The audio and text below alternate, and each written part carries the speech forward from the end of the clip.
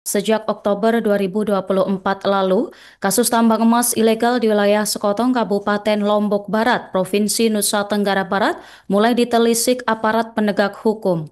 Kasus tambang emas ilegal ini sudah lama terdengar di telinga masyarakat. Bahkan catatan Dinas Lingkungan Hidup dan Kehutanan Provinsi NTB, aktivitas terlarang ini sudah dipantau sejak 2017.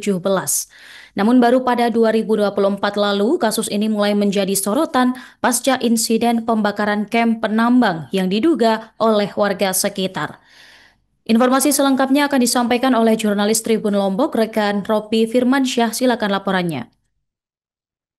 Ya, Nurma dan juga Tribuners dapat saya sampaikan bahwa pada Selasa 28 Oktober lalu, tim tindak pidana tertentu TPTR dari Bares Krim Polri turun langsung ke wilayah Sekotong, Kabupaten Lombok Barat untuk melihat aktivitas penambangan ilegal yang ada di wilayah tersebut.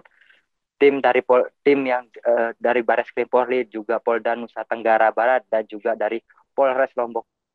Ya, Kemudian selain itu, pada beberapa waktu lalu juga tim Komisi Pemberantasan Korupsi juga pernah turun ke tambang ilegal tersebut, di mana pada tahun 2024 terjadi insiden pembakaran tambang ilegal yang mengakibatkan belasan warga negara asing asal Cina kabur dari tambang tersebut.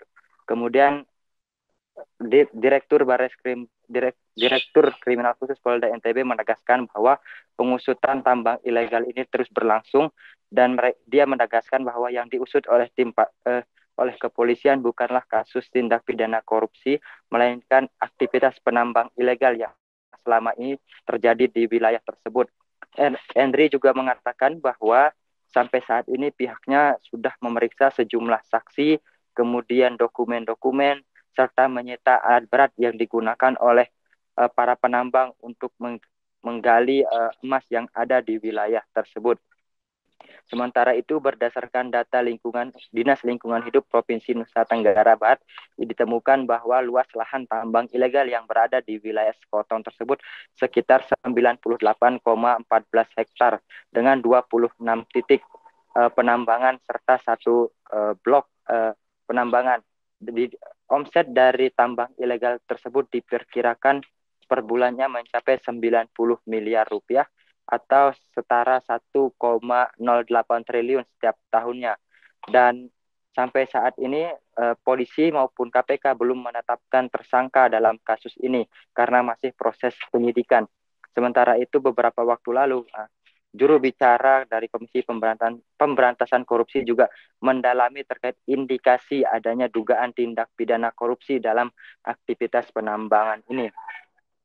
Sementara itu, pemerintah Provinsi Nusa Tenggara Barat melakukan terobosan baru untuk memperbaiki tata kelola penambangan ini, yakni dengan melakukan atau mendirikan koperasi tambang, di mana di tahap awal ini sekitar 11 wilayah pertambangan rakyat yang sudah mendapatkan izin dari Kementerian Energi dan Sumber Daya Mineral menjadi koperasi tambang.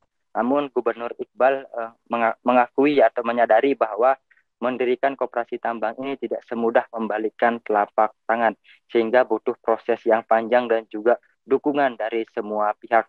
Bukan hanya di Sekotong, banyak juga di wilayah lainnya di Provinsi Nusa Tenggara Barat terdapat tambang-tambang ilegal. Inilah yang mendorong Gubernur Iqbal untuk menjadikan Provinsi Nusa Tenggara Barat sebagai pilot project dari pembenahan tata kelola pertambangan rakyat yang ada di NTB.